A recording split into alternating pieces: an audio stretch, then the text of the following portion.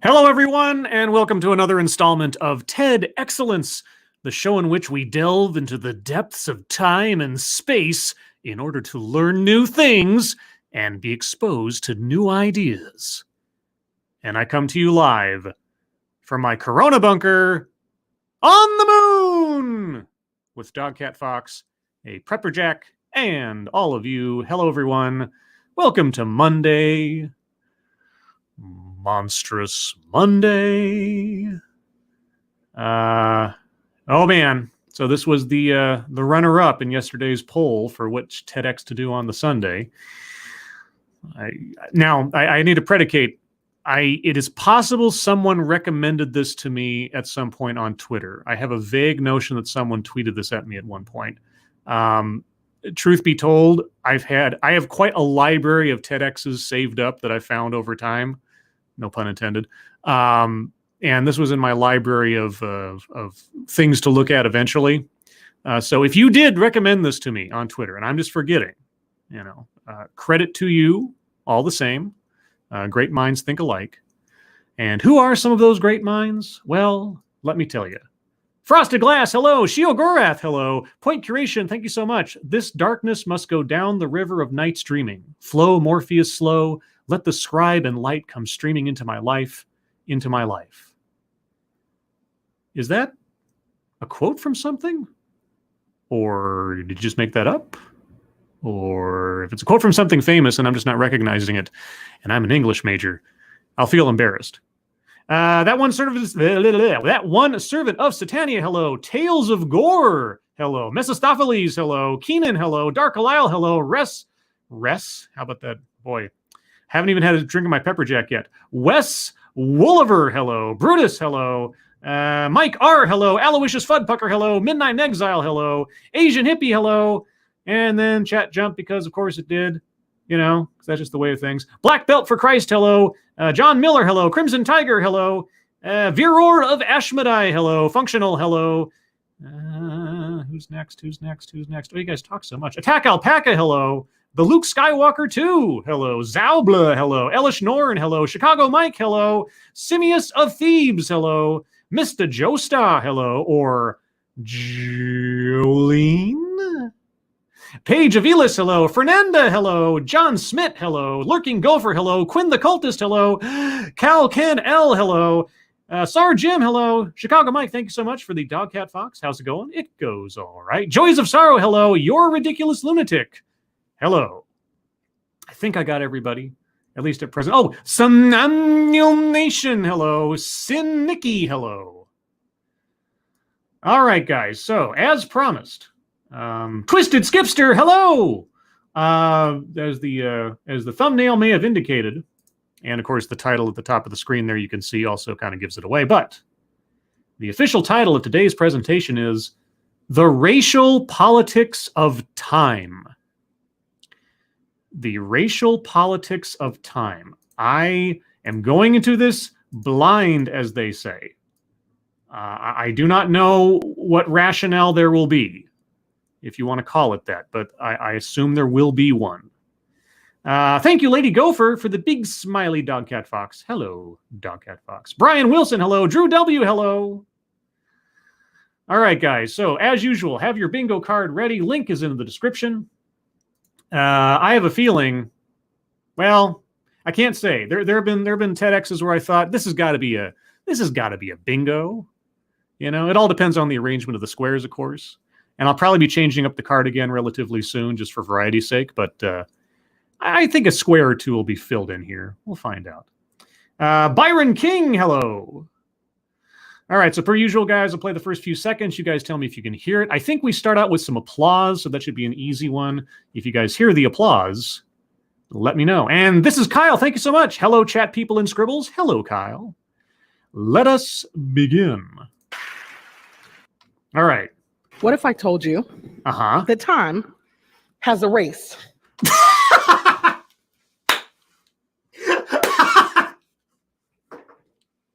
Okay. The presentation alone of that one line was worth the price of admission.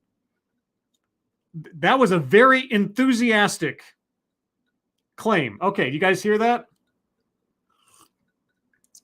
Man, that was... What if I told you that time has a race? Like, whoa. Okay, yeah. Gayest person on YouTube, hello. And tall person, thank you again. Hoy, y'all. Can't watch live. We'll watch in full later. Happy National French Fry Day, everybody. French fries. God, when was the last time I had French fries? I haven't... Oh, God. I'm trying to think. It's been a while. You know, the whole lockdown thing has kind of prevented my usual treats and such, except for those that I can get at the grocery store. French fries. Maybe I'll have to see if I can get some French fries soon. Oh, sorry, no, French fries. What am I saying? I mean, freedom fries. You know, if you were patriotic back after 9/11, freedom fries. Anyway. Okay, so we're off to a roaring start with the very first line of dialogue. What if I told you that time has a race? Let's dive in.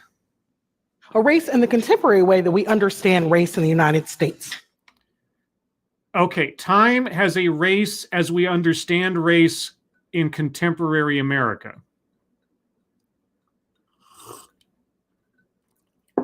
So time, in a sense, an abstract concept, but also an observable force in our universe, has a skin color. Unless her interpretation of what race means in America today is something other than skin color. Okay? Do tell. Typically, we talk about race in terms of Black and white issues. Typically, sure. It's not exclusive to, but typically, sure. In the African American communities from which I come, we have a long-standing multi-generational joke about what we call CP time, or colored people's time. Is there? Is there a long... I don't know. Is there a long-standing joke in the communities that she comes from? Chat, I need some verification. If anybody in there can tell me if that is actually it is. That there is actually it is. Wow, Pepperjack hit me hard already. Is that actually a thing? Because obviously, being the color I am, I would not know of such things directly. So, CP time. Okay. Some emulation says yes. Gayest person on YouTube says yes. Functional says they call it N-word time. Oh. Okay. But some variant thereof is a joke. Okay. Just making sure. I don't claim to know everything. Now, we no longer refer to African Americans as colored. We don't? We don't? I mean, admittedly, this was recorded in 2017. Okay.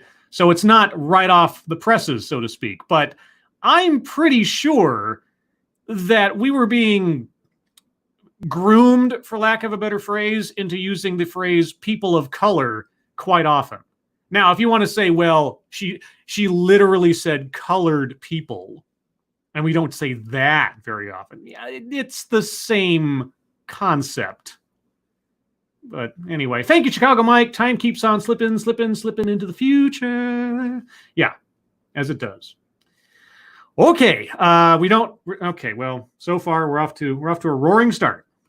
But this long-standing joke about our perpetual lateness to church, to cookouts, to family events, and even to our own funerals remains. Okay, so it's an inside joke amongst African Americans that Black people are constantly late for things. Okay. Just want to make sure I understand where we're coming from, whatever that means. Thank you, John Miller. I prefer Miller time. Is it Barney Miller time, though? And if not, why not? I personally am a stickler for time. It's almost as if my mother, when I was growing up, said, "We will not be those Black people."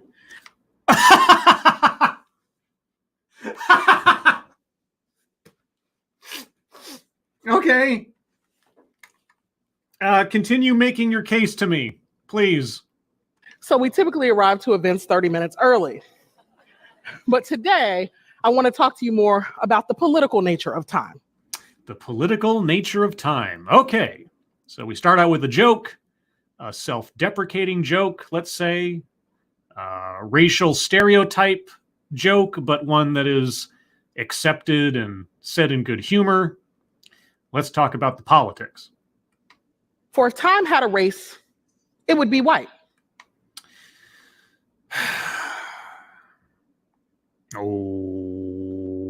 Okay. White people own time. Since you cannot see me, I'm going to very quietly narrate my actions. I'm taking off my headphones. I'm gradually standing up from my desk. I am walking away from my desk for a moment. I am shaking my head in bewilderment and confusion, taking a deep breath, walking back to my desk, pulling my chair up, sitting down, putting my headphones back on,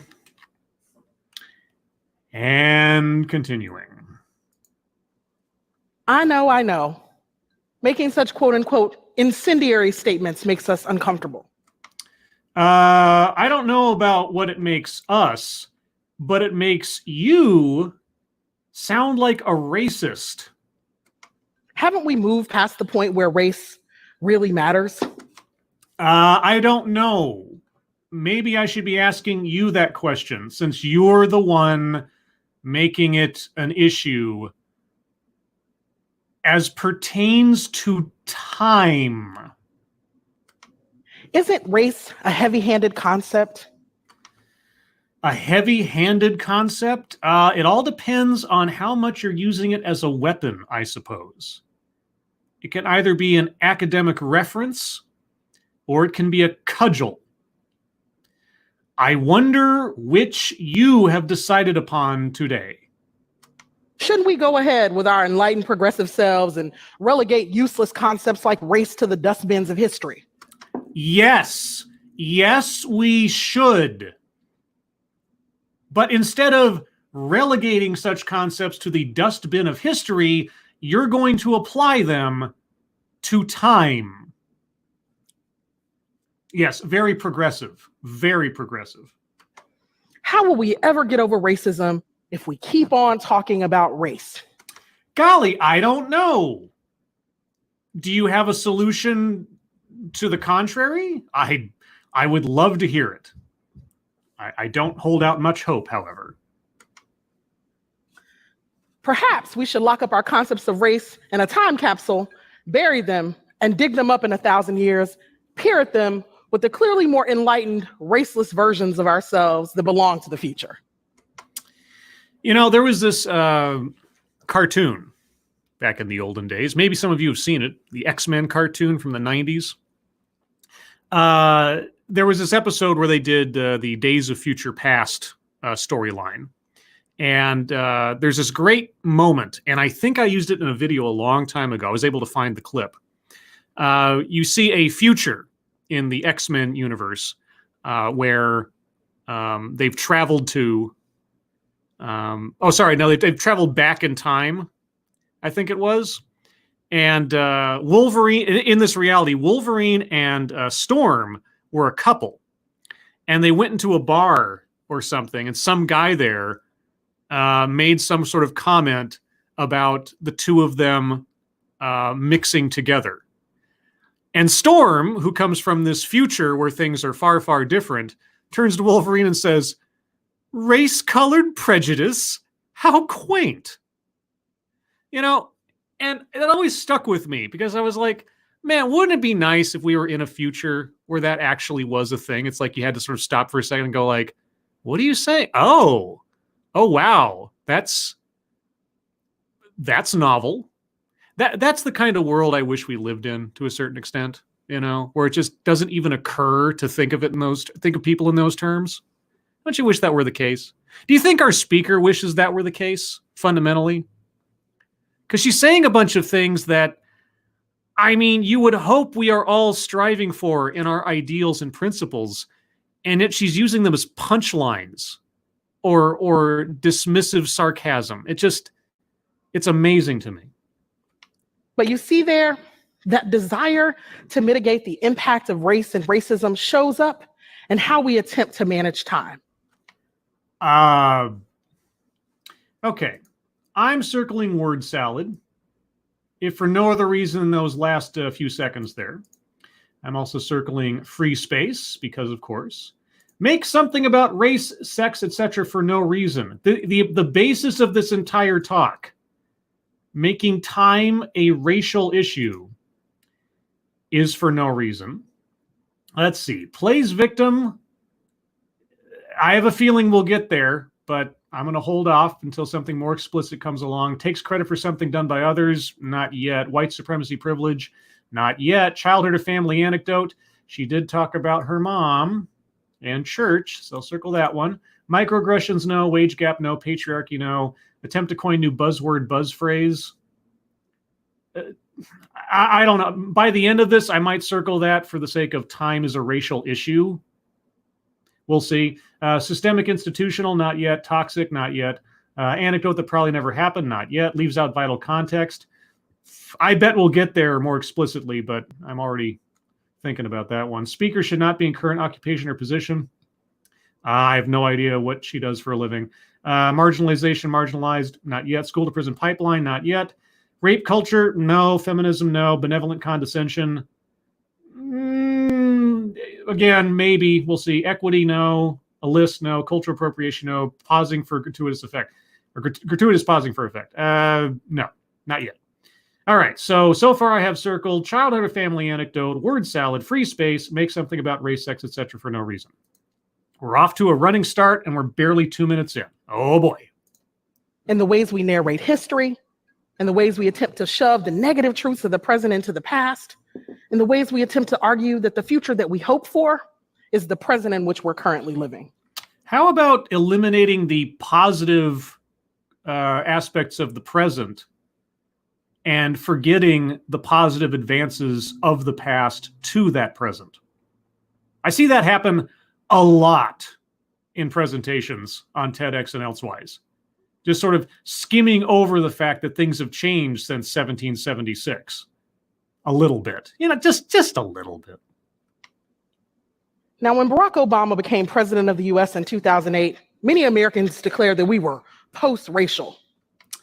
Yeah, I mean, it might have been more a hopeful declaration than anything else, because racism is never going to go away, and it'll always be there. How fashionable it is, how prominent it is in our policies and our laws, that can and thankfully has certainly changed, but it's not going anywhere. And certainly by trying to classify time as a racial issue, our speaker is not helping it along at all. I'm from the academy, where we're enamored with being post everything. Are you? So why aren't you post-racial? We're postmodern, we're post-structural, we're post-feminist. Feminism. Circling that one. Post has become a simple academic appendage that we apply to a range of terms to mark the way we were. But prefixes alone don't have the power to make race and racism a thing of the past. You're right. You are right. Prefixes alone. How about legislation?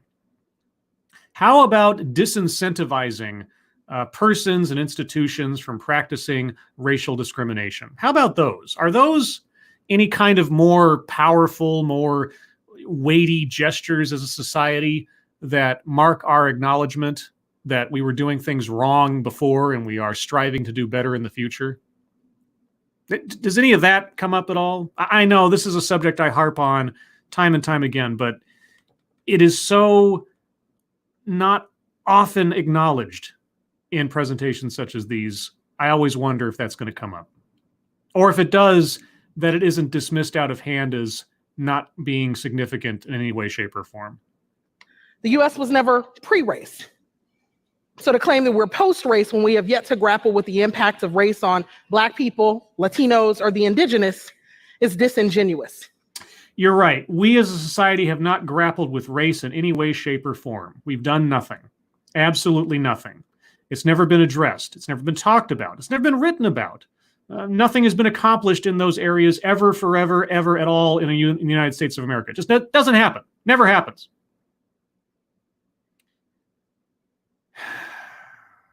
What was I saying earlier about, like, ignoring history, passing it over, pretending like it didn't happen? Or only selecting those parts of history that you want to focus on and ignoring everything else after that? Yeah.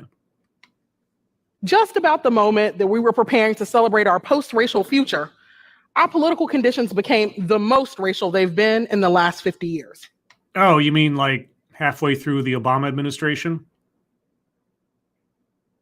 I have a feeling that's not what she's going to say. So today, I want to offer to you 3 observations. Oh, a list. A list. Oh my gosh, we are on a roll, guys. Holy cow. We're not even just 3 minutes in, and I've got 6 squares circled.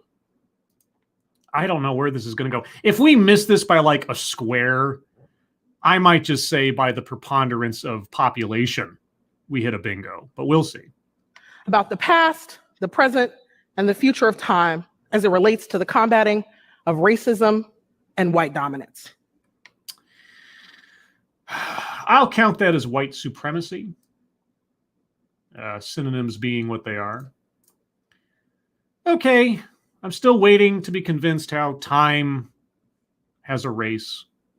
But she's given us her opening statement. Now I assume we're getting to a list and therefore the body of her argument. So let's proceed. First, the past. Okay, the ghost of Christmas past. Got it. Time has a history. Time has a history. Okay, thank you, Frosted Glass. Time if Rathith Thuffer Thuckatash.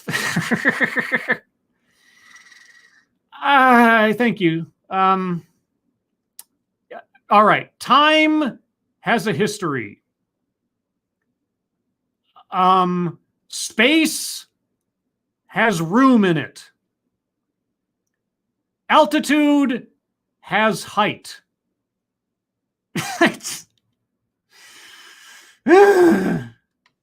And so do Black people.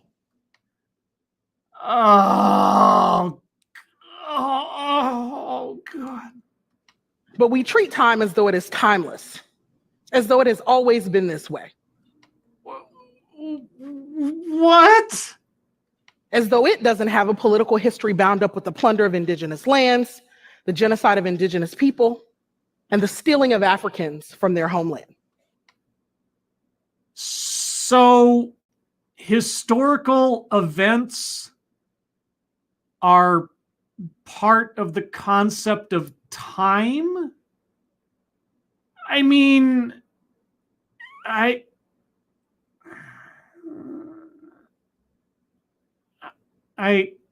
no, that's not how that works. Or, all right, let me be more generous than is probably deserved here.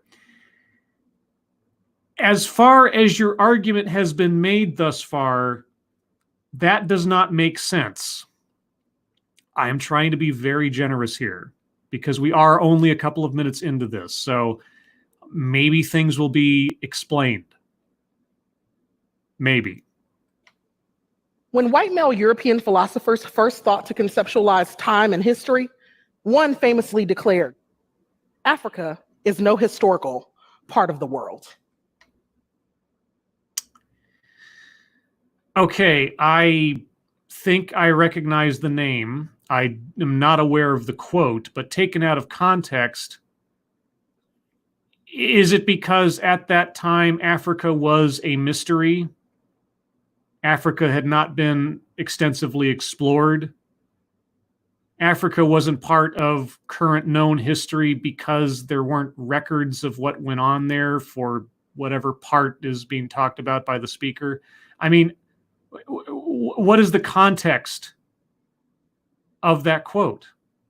Because I can think of a context that is not inherently dismissive, but merely factual based on the time and place in which it was said. But I don't know. maybe I'm being too generous to the quote. If you don't give us context, and I'm going to circle leaves out vital context if she does not give us context for that quote in the next 10, 15 seconds or so. Thank you, Drew W. Africans plundered my Neanderthal lands. Reparations now. I mean, if that is part of time... All right, speaker, please give us context for this quote so that my imagination of possible other interpretations can be dismissed. He was essentially saying that Africans were people outside of history who had had no impact on time or the march of progress.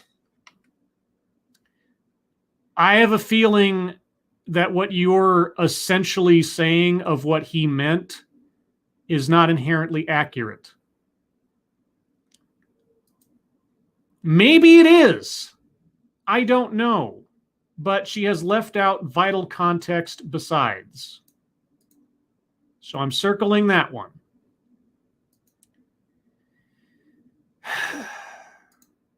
This idea that Black people have had no impact on history is one of the foundational ideas of white supremacy.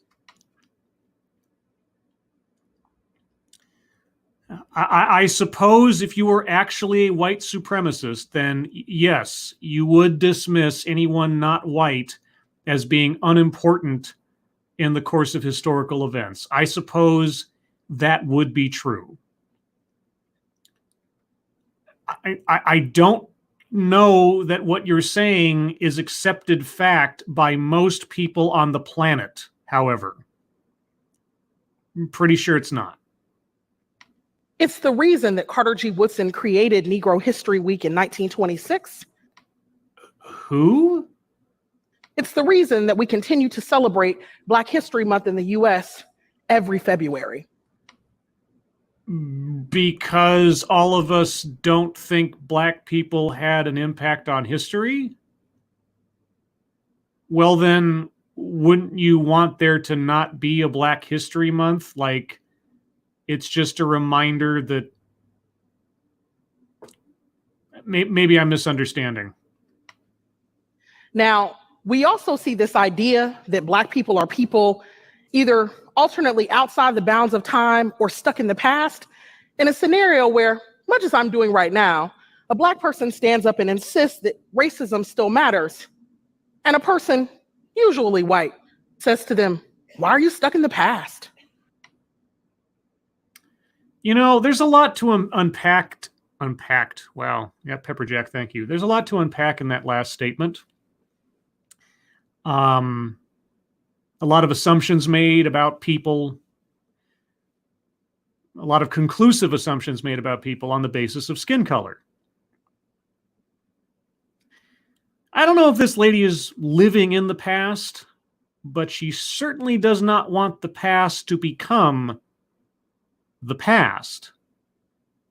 So, yeah, race has a specific... Sorry.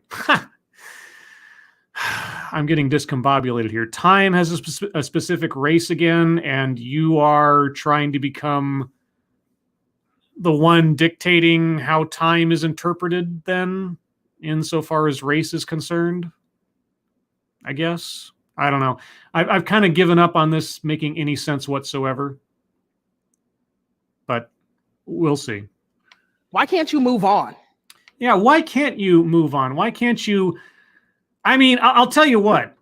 If someone had said, I want to find something to make about race that hasn't been done before, I'll tell you, the last thing I would have come up with would have been the concept of time. So time has a race. You know what? As a concept, it's not... She hasn't like given a flashy buzzword or buzz phrase, but simply as an innovative, I'll be generous, concept that I would not have thought before, I'm circling attempt to coin new buzzword, buzz phrase. But time has a race. That is a brand new concept to me. We are already at a bingo, guys. We are at a bingo. On the N column, we are at a bingo. Now, what are the odds we might hit a double bingo before the end of this, since we're only about a third of the way through? Any takers? We have a black president. We're past all that. Could we not go along with the slogans of Obama's presidency and at least think that maybe there's hope for change? Maybe it was a declaration of hope and not a declaration of fact. Couldn't we have lived at least on that idea rather than thinking of it as naive or quaint? I mean, there is a certain level of naivete there. I won't deny it. You know, racism is gone forever or something. But if we can't hope for dramatic change in that regard, and we can't at least feel good about the notion that maybe we're making progress past the worst of ourselves, do we really want to be smirking at that notion? And what does that say about someone who smirks at the notion, even if it is naive? I don't know. William Faulkner famously said, "The past is never dead. It's not even past." I'll take your word for it that he said that. That sounds familiar. If you keep acting as a necromancer for the worst parts of us from the past, you're right. It will never die. But my good friend, Professor Christy Dotson, says, our memory is longer than our lifespan. No, it isn't. No, it is not. It is literally not. We carry, all of us, family and communal hopes and dreams with us.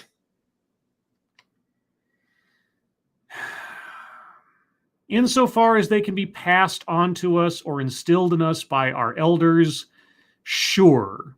And that we can look at historical events and see the things that we don't like or wish were better or wish were not so much, and try to establish ourselves in our own time as an example for what we hope for the best of all of us. Sure. But I cannot remember further than my lifespan. And the time that I have is the time that I'm in. I've got my own past to live in. I don't have any energy or desire to live in the past of others' worst parts of themselves. We don't have the luxury of letting go of the past. We don't, do we? Really? Who's we? I mean, I'm assuming you're talking about Black people, African Americans, colored people, people of color, whatever classification is the correct one for the day. Okay, are you speaking for all the demographic? Should I circle taking credit for something done by others? I mean, in spirit, that's kind of what's going on here. So I'm going to circle takes credit. Takes credit or derives victimization is also another one. So I might be doing plays victim here pretty quick too. But sometimes our political conditions are so troubling that we don't know if we're living in the past or we're living in the present. Then you're delusional. There's no two ways about it. Take, for instance, when Black Lives Matter protesters go out to protest unjust killings of Black citizens by police. And ignore unjust killings of Black people by anybody else. Got it. And the pictures that emerge from the protest look like they could have been taken 50 years ago. Really? Really? So pictures of riots and arson and violence and destruction are exactly like those you would have taken during the civil rights marches of Dr. Martin Luther King. You know, Dr. Martin Luther King, who advocated for violence and destruction, assault, hatred, and so on and so forth in his protests, right? I mean, those pictures are exactly the same. Black Lives Matter, the civil rights movement, totally exactly the same. I've had this argument made to me before as well. Doesn't wash. Thank you, Drew W. I let go of my ex-wife pretty easy after 6 months. I mean, do you have the luxury of doing that? I assume you have that privilege, Drew. The past won't let us go. Holding on to the past is a choice. But still, let us press our way into the present. Oh, well, now that you've established that, guide us towards a more just and equitable future. Okay. Thank you, John Miller. Of course, she brings up BLM. They are such a just and peaceful group. Now, to be fair, this was recorded in 2017, 3 years before current events. Okay. But let us not pretend that by 2017, there hadn't been plenty of examples of the exact same kind of behavior, rhetoric, etc., from extremist groups that we've seen in the last 3-4 months. Whether you're talking about Black Lives Matter or Chaz or whatever. So the pass she is giving to Black Lives Matter is no less relevant now than it was then. At present, I would argue that the racial struggles we are experiencing are clashes over time and space. Does space have a race? I mean, if time has a race, then space must have a race as well, right? The space race? Ha! Ha ha ha ha. What do I mean? I am dying to know. Throughout this entire thing, the last 5 minutes of your presentation and the last half hour of me sitting here mulling over every sentence, I am dying to know what you mean. Because so far, for the most part, I've just had to interpret. Well, I've already told you that white people own time.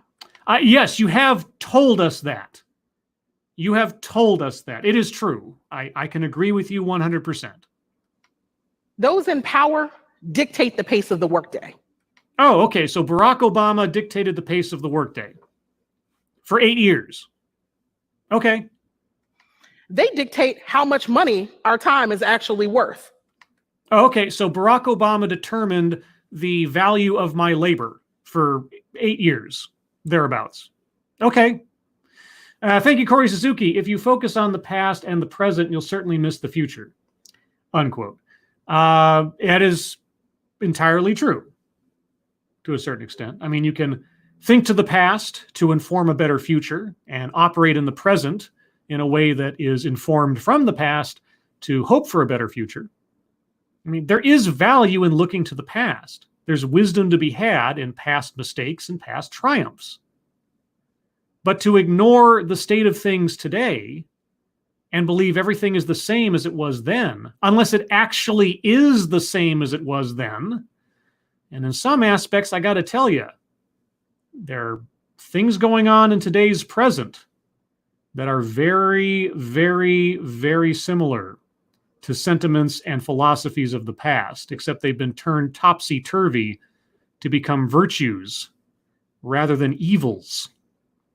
And our speaker is exemplifying some of that right here. And Professor George Lipsitz argues that white people even dictate the pace of social inclusion. Oh, wait. You said people in power. Now you're saying white people? Oh, so Barack Obama didn't count for 8 years as a person in power? The Attorney General of the United States for 8 years didn't count as a person in power? Obama was powerless? He was just a puppet? Or simply a functionary, figurehead, window dressing? I mean, what exactly are you saying here that you've transitioned so smoothly from people in power to white people? Okay. Eric Peters, thank you so much. Value, the spice is real. Yeah. What do we value? What is valued about someone? How is someone assessed? On the basis of what they are or who they are? Which realm do you think our speaker operates in right now? They dictate how long it will actually take for minority groups to receive the rights that they have been fighting for. What rights do minority groups lack? Under law, what rights do minority groups currently lack? I'm open to whatever it is. What rights are not afforded minority groups? And I can imagine there are some. I can imagine that within law, within policy, etc.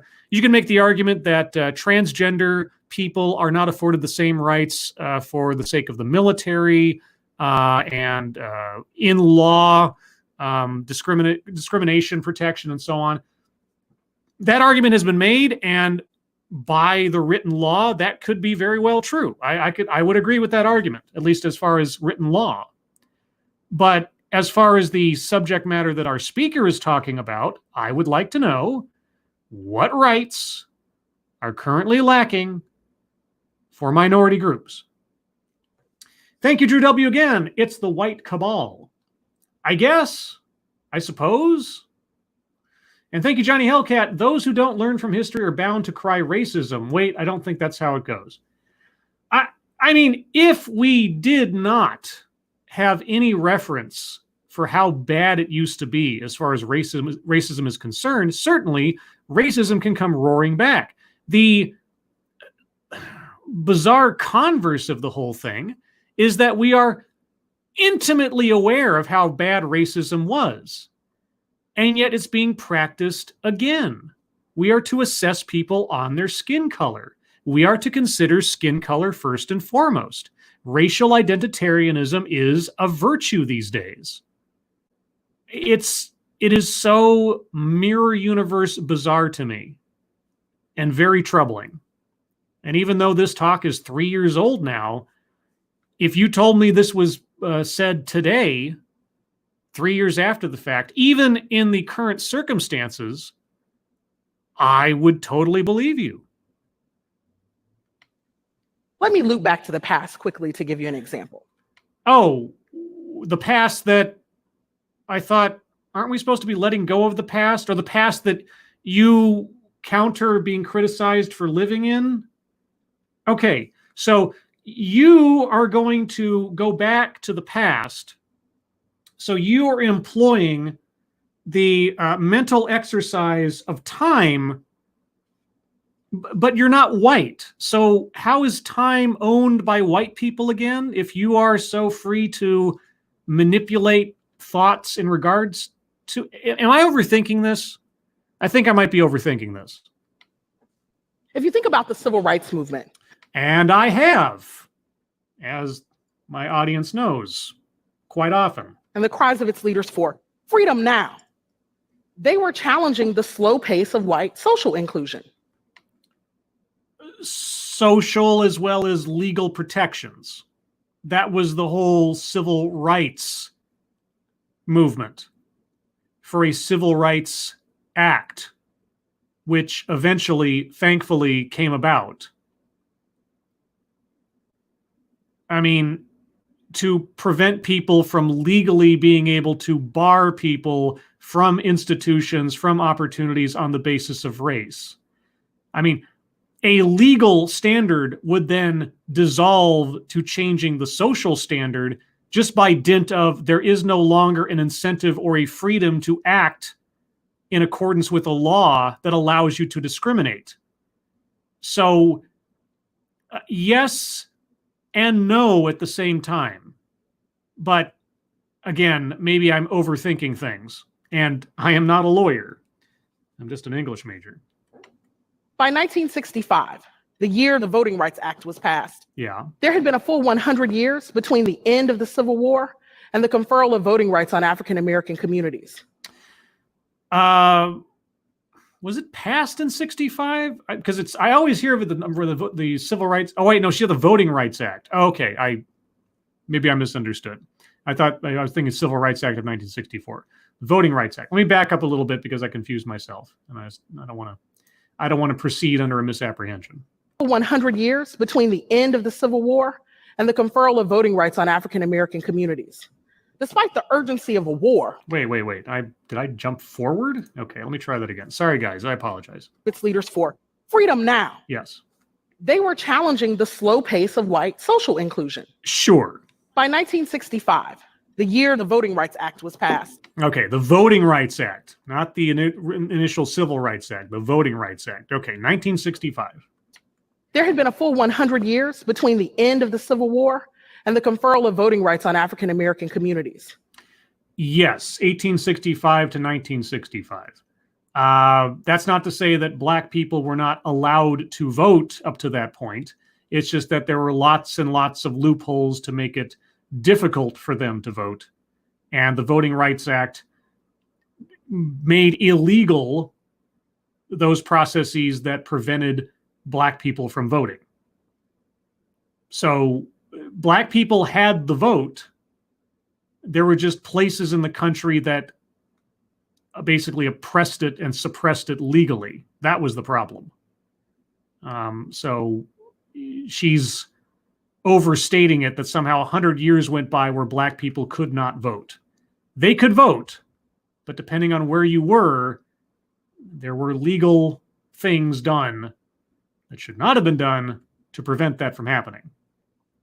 I just want to make sure that that's clear, because she's saying something that doesn't sound true, because it isn't. Despite the urgency of a war, it still took a full 100 years for actual social inclusion to occur. No. Black people had the right to vote.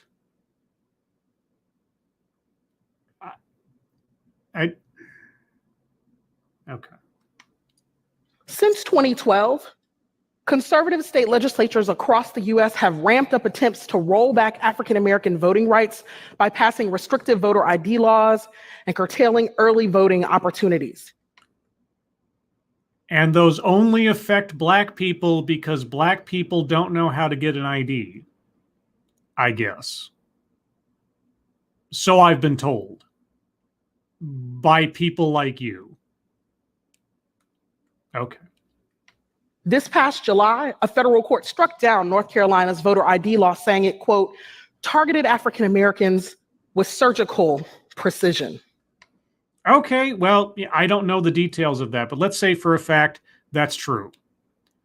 So our courts found something inherently racist or discriminatory trying to be used as law and struck it down. So that's a bad thing? Or is that reflective of how we've changed as a country? Because if we were actually a racist, white supremacist country, why would the court strike down that law? Why would they do that? I'm just curious. Restricting African American inclusion in the body politic is a primary way that we attempt to manage and control people by managing and controlling time.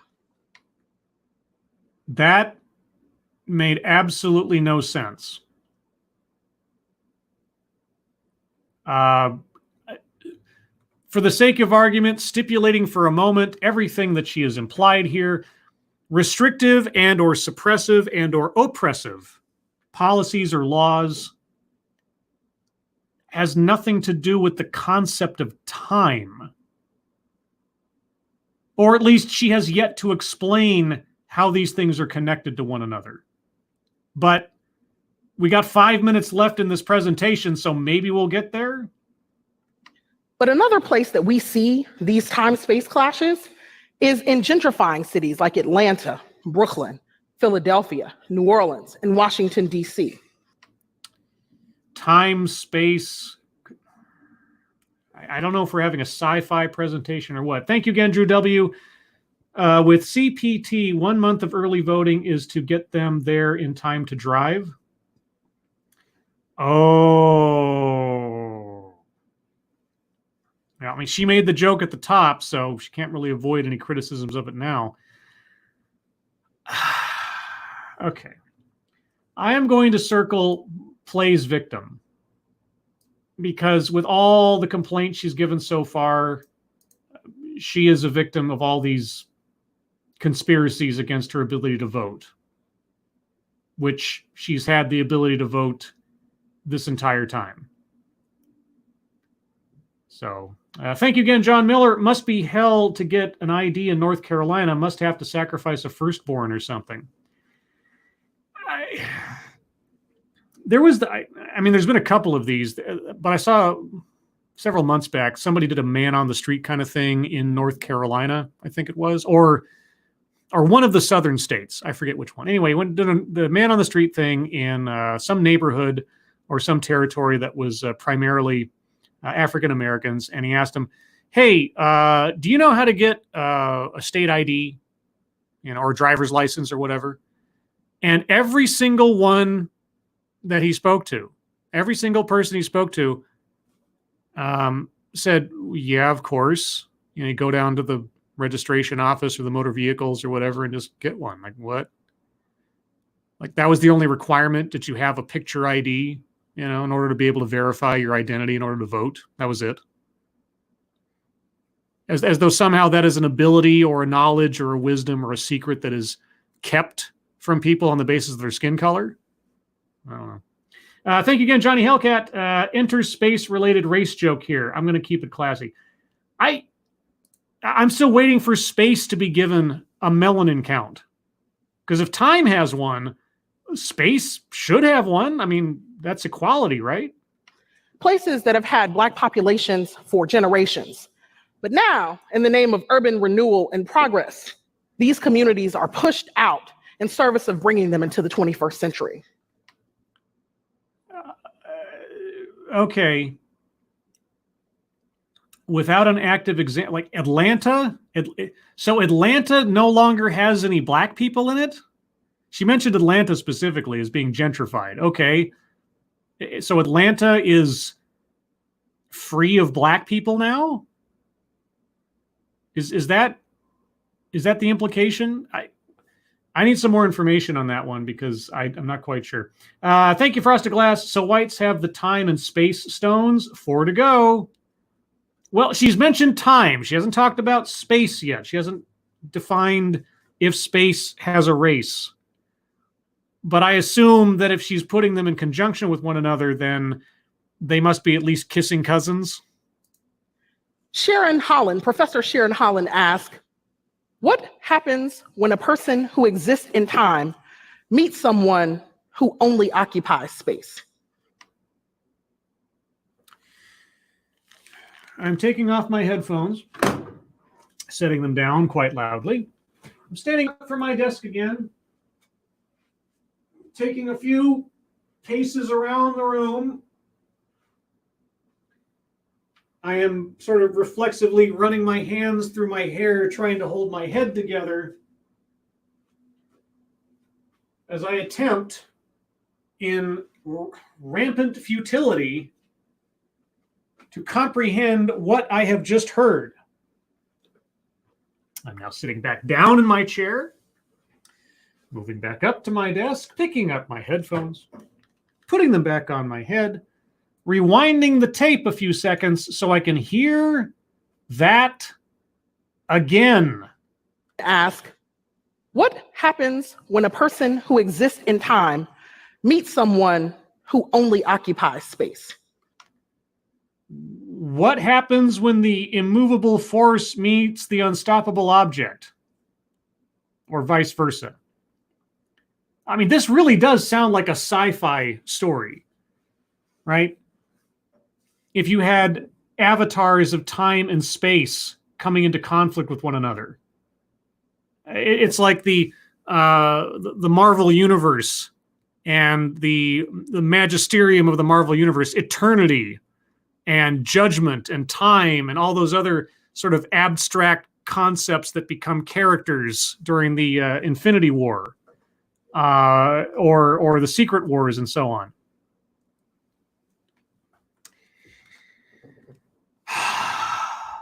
Okay, what does happen when someone in time comes across someone who only takes up space, what does happen? What is the end result of that intersection? These racial struggles are battles over those who are perceived to be space takers and those who are perceived to be world makers.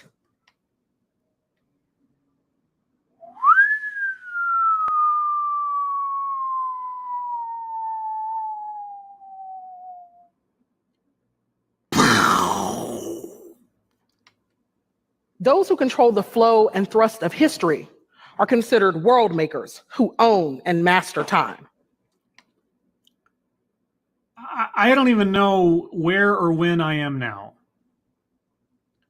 Thank you, Chicago Mike. We need to worry about the space-time continuum. I guess? In other words, white people. White people, masters of time and space.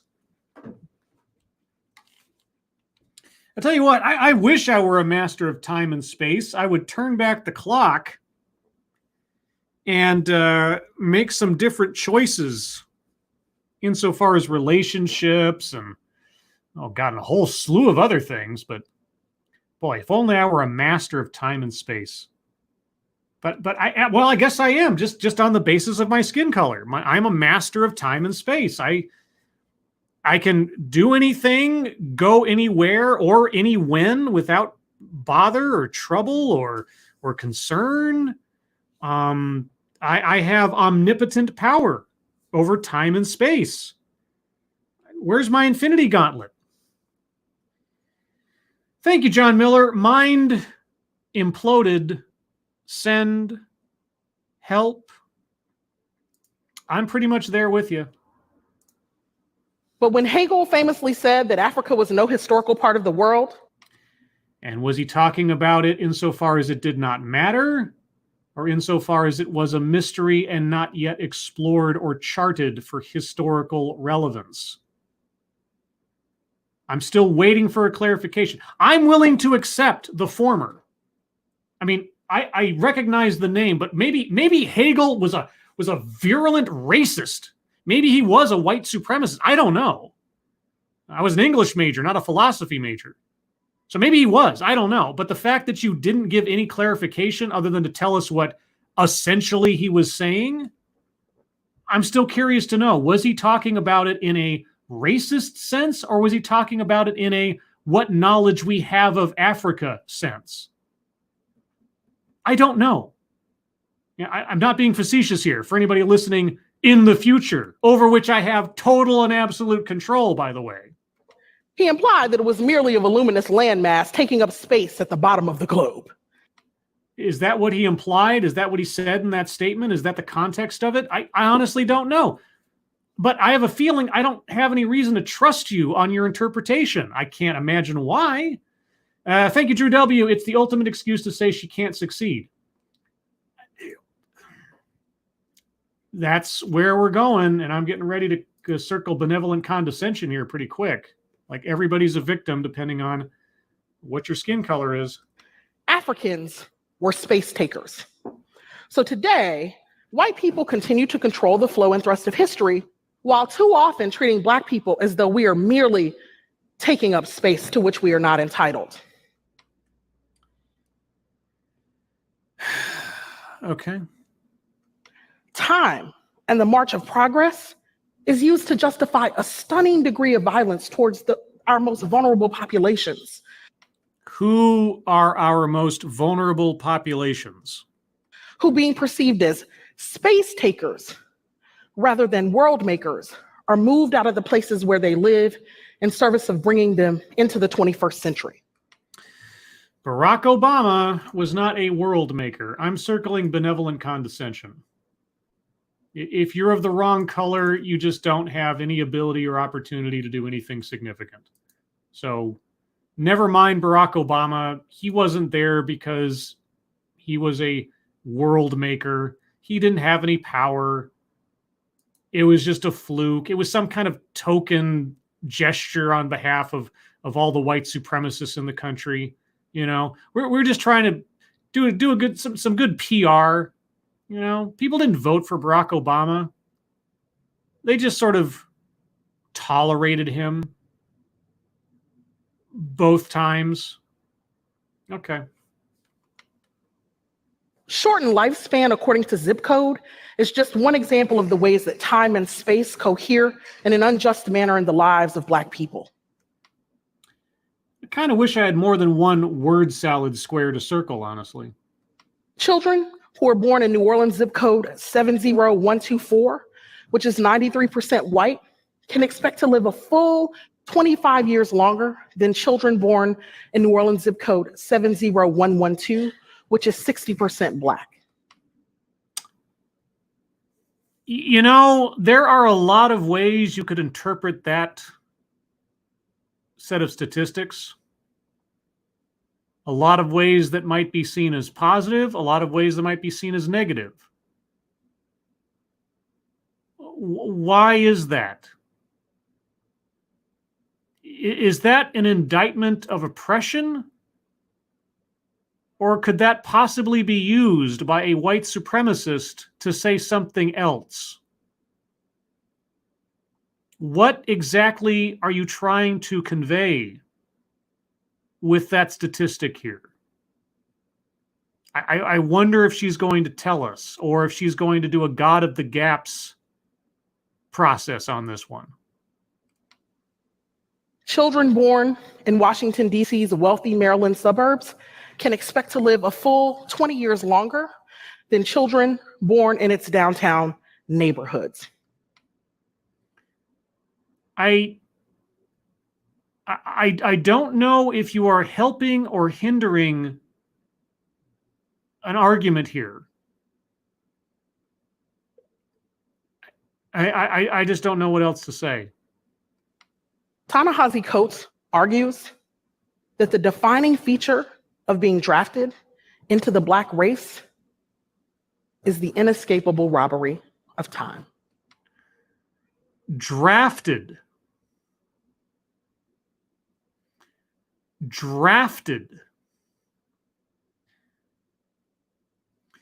So when you talk about time, you mean life expectancy.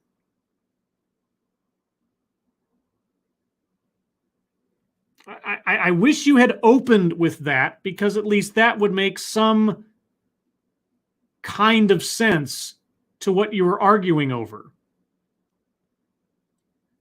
But drafted? Is that like being assigned a gender at birth or something? We experience time discrimination, he tells us, not just as structural, but as personal. Oh, well, if he said it, then it must be true, I guess. Just like people are drafted into being part of a racial demographic. Thank you, John Miller. Drafted. So is that how Sean King and Rachel Dolezal became Black? I guess maybe they got their draft orders. You know, you have to register at, I think, what, 9 or 10 or something for the racial draft? Something like that. And lost moments of joy, lost moments of connection, lost quality of time with loved ones, and lost years of healthy quality of life. So you're talking about lifespan. You're talking about mortality rate, is what you mean when you're talking about time. So white people own the mortality rate. Is that what I am to understand? Because that is what it sounds like you are saying now, 10 minutes into a 12-minute presentation where you hadn't brought up this concept previously. Okay. In the future. The future? You mean that which I control by dint of my skin color? Okay, why don't you tell me about the future, which I own and you don't? Or have I misunderstood you this entire time? Do you see Black people? In the future, do I see Black people? Well, you're in 2017, I'm in 2020, and I see you. I see you. I see black people on TV. I see black politicians. I see black celebrities. I see black YouTubers, and on and on. So, yeah, I do. There you go. I'm talking to you from the future. From the future. Do black people have a future? Well, at least 3 years hence from where you were, yes. What if you belong to the very race of people who have always been pitted against time? What? What if your group is the group for whom a future was never imagined? Races are not groups. They are demographics. If you think of a race as a group, then you are a racial identitarian. And if you are a racial identitarian, you're not that far removed from racial supremacists. Just saying. These time-space clashes between protesters and police, between gentrifiers and residents, don't paint a very pretty picture of what America hopes for Black people's future. Can police not be protesters? Can quote-unquote gentrifiers not also be residents?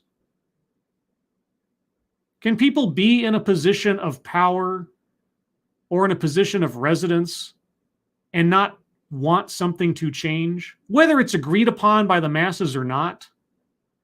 Are these things mutually exclusive all the time? Or are you going to assign a racial dominance to every concept that you either approve of or disapprove of? Are all police white? Are all gentrifiers white? Are all protesters black? Are all residents black? How many more abstract concepts are you going to racialize? And I'll say it again. How many are you going to racialize? If the present is any indicator, our children will be undereducated, health maladies will take their toll, and housing will continue to be unaffordable. Just for Black people. The housing market only affects people on the basis of race. Oh, so all those foreclosures that occurred in 2008 and 2009 and onward, those only affected Black people? Okay. So if we're really ready to talk about the future, perhaps we should begin by admitting that we're out of time. Wow, that's awfully bleak. We Black people have always been out of time. And you're smiling at this. Okay. Time does not belong to us. Right. So why show up early then? Is that what we're circling back to? Our lives are lives of perpetual urgency. Time is used to displace us. Or conversely, we are urged into complacency through endless calls to just be patient.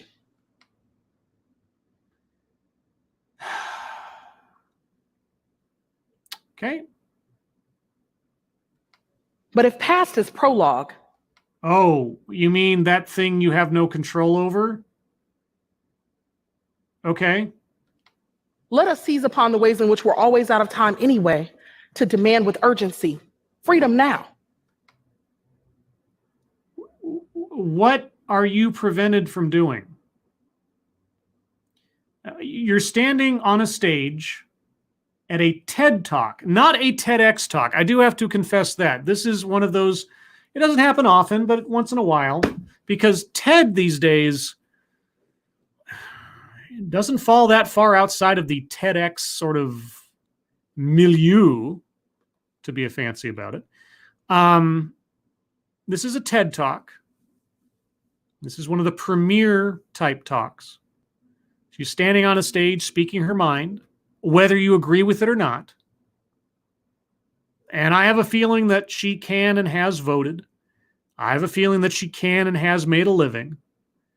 I have a feeling that she can and has had a career. And yet, she doesn't have any control over time or her own destiny, if I am to understand her here. I believe the future is what we make it. Well, I believe the future is our children. Or sorry. Did I just pull a George Bush? I think I just pulled a George Bush. I believe the children are our future. That's what I meant. Oh, Pepperjack. You insulate my brain only so well. Thank you, Chicago Mike. Does that mean I should listen to Out of Time album by REM? Yes. Yes, you should. Only because it's kind of a classic if you like that kind of music. All depends. But first, we have to decide that time belongs to all of us. Oh, we have to decide that because prior to your talk, we all agreed with you that time was owned by white people. Oh, now we have to give time to everyone. Wow, how quickly reality has shifted itself in the course of 11 minutes and 25 seconds. No, we don't all get equal time. Okay, we don't? Oh, you mean each of us has a different lifespan? Regardless of our race? Is that what you mean? But we can decide that the time that we do get is just and free. We can stop making your zip code the primary determinant of your lifespan. Is really the zip code the issue? Is it really the zip code? If we switched the zip code numbers of the two, New Orleans neighborhoods or areas that you were talking about, if we just arbitrarily switched them, would that suddenly change the lifespans of the residents therein? We can stop stealing learning time from Black children through excessive use of suspensions and expulsions. Uh-oh. Are we getting close to school prison pipeline? We can stop stealing time from Black people through long periods of incarceration for nonviolent crimes. I don't know, guys. That's as close to school to prison pipeline as I've heard in recent talks. So I'm going to circle that one too. The police can stop stealing time and Black lives through use of excessive force. And again, this talk would be just relevant today as it was back then. I believe the future is what we make it. Oh, it is? Well, how can you do that? Because you're not the right skin color. So how can you make a future if you have no control over time? Because time has a race. And you've told us that you aren't that race that has control over time. So what are you talking about?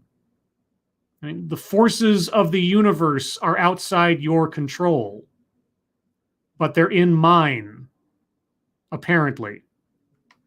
But we can't get there on colored people's time. So there are two types of time then? Or what? Or white time.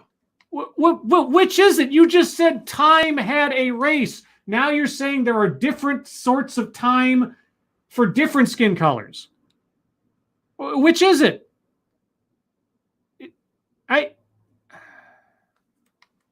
Or your time, or even my time. It's our time. Ours. Thank you.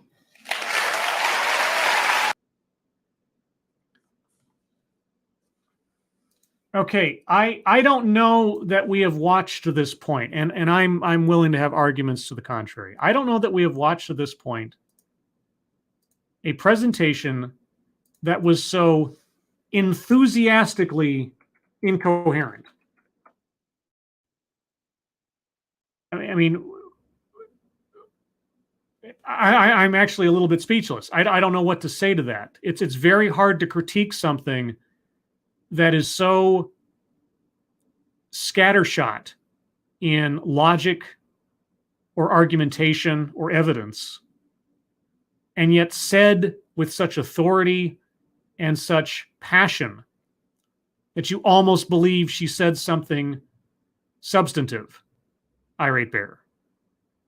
So, yeah, I'm a bit at a loss, guys. Thank you, Drew W. She seems to have Reality Stone living in her own. I guess. I mean, thank you, Eric Peters. They don't even know the rules of time. Well, she hasn't even established, I mean, for the sake of her argument, she hasn't even established what the rules are. There's time, different sorts of time, different brands of time, depending on what your skin color is. And yet time is totally and completely ruled and controlled by white people all the time. Thank you, John Miller. I want to reclaim on my time. She stole it. Well, if she stole it, I only facilitated its theft. And so for that, I apologize. Okay, guys. Given the preponderance of bingo squares that I have circled, I'm going to get that ready for display. So in the interim, if you have any, well, let me read off what I have so far, and I'll give a second or two for you guys to tell me if there's something I've missed. Okay, so here's what I have circled. And again, the link to the bingo card is in the description. This is what I have circled. I have plays victim, takes credit or blame or victimization of something done by others or experienced by others. I should really change that square. Excuse me. White supremacy privilege, childhood or family anecdote, attempt to coin new buzzword, buzz phrase, or in this instance, buzz concept. Word salad, free space, leaves out vital context, school to prison pipeline, implied if not said explicitly, make something about race, etc., for sex, etc., for no reason, as in the entire basis of the presentation, feminism, benevolent condescension, and a list. So we have at least one bingo and plenty of other squares circled that, you know, even if we were one off from a bingo, I'd probably still call it a bingo. That is what I have circled. If you have arguments for anything else, put them in the chat now. I'll give it a couple minutes for that. Then I'll display what I have, and then we'll wrap up. But wowzers, guys. Just wowzers. Let's see. ERA us now. It might be shorter list of what you don't have. It's true. Possibly. We might be even on it. I'm bad at math. Let's see. Some emulation. Scribe light. The whole talk was a microaggression. Triple bingo. Well, it wouldn't be a triple bingo. It'd be a double bingo. But oh wait, no, the diagonal. You're right. I don't know. Is that too much of a stretch? I think that's too much of a stretch. While it would be awesome, I don't want to artificially insert it there. You know, I have to maintain the credibility and the sanctity of the bingo card. So some ambulation, I'm not quite there. That one servant of Satania, Scribe Light, we can get triple bingo with microaggression, and she got offended by a non-offensive comment about Africa. Does that count? Again, I don't know the context. I don't know the context of that quote that she provided. I would have to take her word on its interpretation. So if someone can show me that what Hegel said was not inherently racist, but simply talking about at the time of the 1800s, the relative lack of knowledge about Africa and how it fit into the historical record, because I could see that interpretation as well. If someone can show me that he was being racist, then she would be right.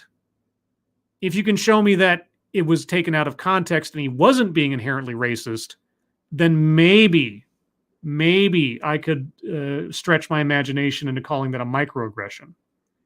But unfortunately, that'd have to be work you would have to do, because I'm lazy and I've already been through this enough already. Let's see. Frosted Glass makes racist comments. She ragged on white people repeatedly. Well, makes racist comment isn't on the bingo card anymore, Frosted Glass. I'm using the version that's linked in the description. That's the one I'm looking at. Make something about race, sex, etc. for no reason was kind of the racist comment thing now. I have revised it since your original a little bit. John Miller, Scribe, the zip code should count for microaggressions since she made such a big deal about it. No. I mean, you could put that into make something about race for no reason, the whole zip code thing, just like time. Taking an abstract concept and saying this directly affects race or whatever. Sorry, guys, I'm pushing back. I'm pushing back. I need something more direct. And I didn't hear anything in there. And she never said the word. Never intimated to, like, if she had said unconscious bias, if she had said that at some point, I could be convinced to circle microaggression. But she never did. So let's see. Thrashy, current occupation maybe. Cooper currently works as an associate professor in the Department of Women's and Gender Studies at Rutgers University. Oh, she's perfect for her job. I cannot fault her current occupation after listening to this talk. That's not an endorsement. That's just the fact of it. Some emulation. Damn your wonderful integrity, Scribe Light. I know. Like I say, I don't want to just throw out bingos for no reason. It kind of reduces the whole point of trying to stick to this thing. So BG says, Scribe Light, she might have done a microaggression, but you sure did by making us watch this with you. I didn't make you do nothing. This is all a matter of choice. This is free will. Okay, guys, I've entertained several arguments for microaggression. I'm sorry, none of them pass muster. At least not with my, like has been said, my high level of integrity for this. So I'm going to display my bingo card for reference now in just a second. If you have any other final questions or comments or frustrations you'd like to voice, put them in the chat now while I get the windows arranged here, and then we'll wrap this up. But yeah, this has been decidedly one of the most incoherent and confusing TEDx's we've done recently. And of course, it's not going to work. Why won't you work? Sorry about that. Let me, come on now. You probably just heard some sound from a different video because this, my little address bar completed the path to a previous video file that I wasn't looking for. That was bizarre. Anyway, let me see here. Okay, we want that, we want that, we want that, and that. Okay, there is my completed bingo card. Guys, we have a bingo. We officially have a bingo. We were one square off from a triple bingo. But yeah, I'm not willing to go so far as to stretch the interpretation of her words into something that doesn't quite apply. So call me a stickler for accuracy, but that's just the way it is.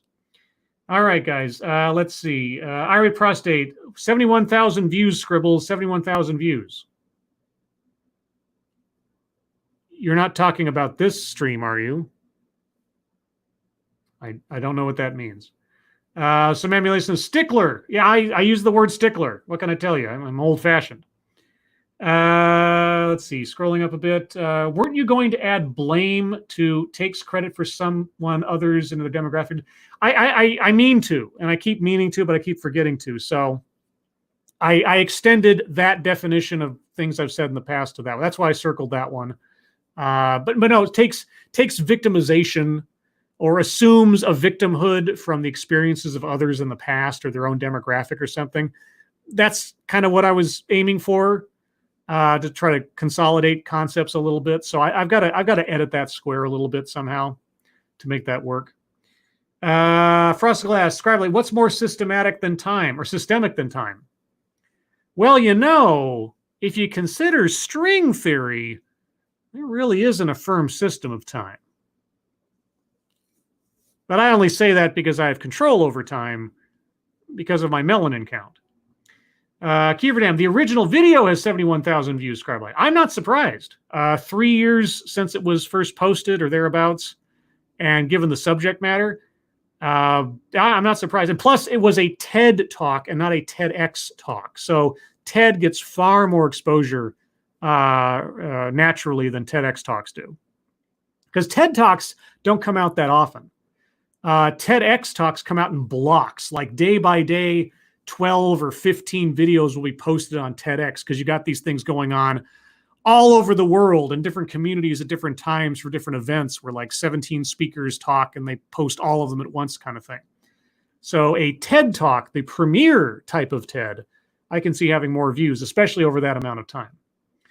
ERAS now, Scribelight, I almost think you need to make different cards for talks about race and feminism. Well, but here's the thing. Even in a talk fundamentally about race, she brought up feminism, right? She did a word salad. She made an implication towards school to prison pipeline. So these things have a lot of crossover, apparently. And if I make a custom card for overall subjects, rather than what I'm looking for in your average TEDx talk of suspect content, it's not really a TEDx bingo. It's a feminist talk bingo or a racist talk bingo or something like that. So it's really about what are the common elements of your regular TEDx talk, like anecdote that probably never happened, or word salad, or a list, those kind of things that are more familiar to a TEDx talk. Some of the buzzwords and broad concepts, we see a lot, obviously, not all the time. You know, microaggression wasn't brought up, marginalization, toxic, etc. But for your average, run of TEDx talks, what are common elements to a TEDx talk, regardless of the subject matter? That's the hope for the card, which can evolve over time. So I'm just saying. Gamer Valine, literally depending on how in-depth you discuss Baltimore, you can actually fill out the entire bingo card and literally just discuss the local government impact on residents. Well, if the talk was about Baltimore and the politics thereof and the events of the last several years, maybe so. Yeah, there's a lot of things this could apply to, but it's talk by talk, presentation by presentation. Paige Avila says, I'm going to go for now. See y'all later. Bye, Paige.